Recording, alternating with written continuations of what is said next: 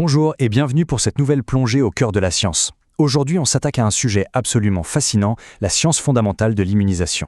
C'est quand même dingue de se dire que des pratiques qui datent de plusieurs siècles sont devenues les biotechnologies ultra pointues qu'on connaît aujourd'hui. En s'appuyant sur des cours de pharmacie et de microbiologie très récents, on va décortiquer ensemble les mécanismes de défense de notre corps. Comment la science a-t-elle appris non seulement à combattre les maladies infectieuses, mais surtout à les anticiper? Eh bien, c'est exactement ce qu'on va voir. C'est parti. Au menu d'aujourd'hui, d'abord comprendre les maladies infectieuses, ensuite faire le tri entre vaccins et sérothérapie, puis on fera un petit saut dans le temps avec l'histoire de la vaccination avant de terminer sur la classification moderne des vaccins. Allez, on rentre tout de suite dans le vif du sujet. Partie 1. Comprendre les maladies infectieuses. Bon, une maladie infectieuse, ça n'apparaît pas par magie. Ça suit une chaîne bien spécifique. Tout commence par le coupable, le micro-organisme. Est-ce que c'est une bactérie, un virus qui se propage à la vitesse de l'éclair, ou un parasite un peu plus complexe? Ensuite, il y a la façon dont ça se transmet. Directement, par l'air ou le sang, ou indirectement en utilisant un moustique par exemple. Et ce qui rend ces minuscules agresseurs vraiment redoutables, ce sont leurs facteurs de virulence. En gros, ce sont leurs armes secrètes, comme des toxines ou des capsules de protection blindées. Du coup, pour briser cette chaîne de transmission, la solution ultime, l'arme absolue pour stopper l'épidémie, c'est la prévention, et tout particulièrement la vaccination.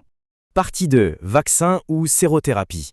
Alors, pour bien évaluer ces fameux outils préventifs, les scientifiques utilisent une loupe très précise, la vaccinologie. C'est vraiment l'angle qu'on va adopter pour notre exploration. Et attention, ce n'est pas juste passer son temps à regarder des cellules dans un microscope, pas du tout. C'est l'étude hyper complète de l'efficacité clinique des vaccins, le suivi ultra rigoureux de leurs effets indésirables et surtout, point crucial, l'étude de leur acceptabilité par la population.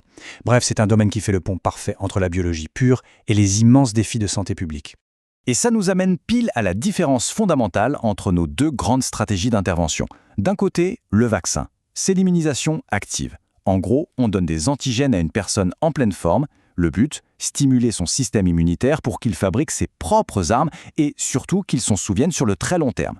C'est un peu comme un camp d'entraînement militaire pour le corps. De l'autre côté, on a la sérothérapie. C'est l'immunisation passive. Là, la logique est différente. On donne directement des anticorps prêts à l'emploi, les fameuses immunoglobulines, à quelqu'un qui est déjà malade. C'est l'équivalent de larguer des armes en urgence sur un champ de bataille. L'effet est immédiat, ça sauve des vies, mais c'est totalement temporaire, ça ne laisse aucune mémoire immunitaire. Partie 3. L'histoire de la vaccination. Honnêtement, quand on regarde comment on a compris tous ces mécanismes biologiques, c'est une véritable épopée. Tout commence vraiment au XVIIIe siècle, avec Edward Jenner. Il remarque, empiriquement, que le pus des malades de la vaccine protège étonnamment les humains contre la terrible variole, avec de simples scarifications. L'idée de génie était lancée. Ensuite, bond dans le temps, 1885. Le grand Louis Pasteur fait entrer tout ça dans l'ère de la science formelle en sauvant un enfant de la rage avec le tout premier vaccin humain atténué. Ça s'accélère. Dans les années 20, Gaston Ramoun trouve le moyen de neutraliser la dangerosité des toxines du tétanos et de la diphtérie avec du formol. Ça donne les anatoxines. C'est inoffensif, mais ça protège à fond. En 1954, Jonas Salk révolutionne la production mondiale avec la culture cellulaire pour bloquer la polio. Et puis, l'an 2000. Rinier Pouliolite change complètement les règles du jeu avec la vaccinologie inversée. On n'utilise même plus le microbe, on décode son ADN par ordinateur pour concevoir le vaccin sur mesure. Une progression totalement dinguement. Mais du coup, avec toute cette accélération technologique au fil des siècles, une question hyper logique se pose. Face à cette montagne d'innovations, depuis les vieilles méthodes rustiques jusqu'aux algorithmes de pointe, comment la microbiologie moderne fait-elle pour classer rigoureusement toute cette diversité d'outils aujourd'hui? Partie 4. La classification moderne des vaccins. On commence par la première grande famille, les vaccins vivants atténués. Le concept ici est un peu audacieux mais redoutablement efficace. On prend le microbe entier et techniquement, il est toujours en vie. Sauf qu'en laboratoire, on l'a un peu brutalisé. On l'a forcé à se multiplier dans des conditions difficiles où on a modifié ses gènes jusqu'à ce qu'il perde sa fameuse virulence. En clair, il est devenu incapable de provoquer la vraie maladie. Son job, c'est juste de mimer l'infection. Et vu qu'il est entier et vivant, il déclenche une réponse immunitaire massive. Très souvent, une seule dose suffit pour offrir une mémoire à vie. Ensuite, on a les vaccins inertes, qu'on appelle aussi inactivés. Là, on joue la carte de la sécurité absolue. On prend le germe et on le détruit totalement en le chauffant ou chimiquement. Terminé, il n'a plus aucun pouvoir infectieux. Parfois, on ne garde même pas le microbe entier, on isole juste un tout petit bout, une sous-unité, comme un morceau de sa capsule ou une toxine neutralisée. Le petit compromis avec cette méthode, c'est que face à un truc mort ou incomplet, le système immunitaire a tendance à oublier l'ennemi avec le temps. Et c'est exactement pour ça qu'il faut faire des piqûres de rappel régulières. Et enfin, ce qui est vraiment intéressant, c'est cette troisième et dernière catégorie, les vaccins recombinants. Là, c'est le génie génétique en pleine action. Les scientifiques n'ont même plus besoin de manipuler des microbes dangereux en grande quantité. Ils vont extraire, avec une précision chirurgicale, l'unique gène qui fabrique la protéine capable de déclencher l'alarme dans le corps.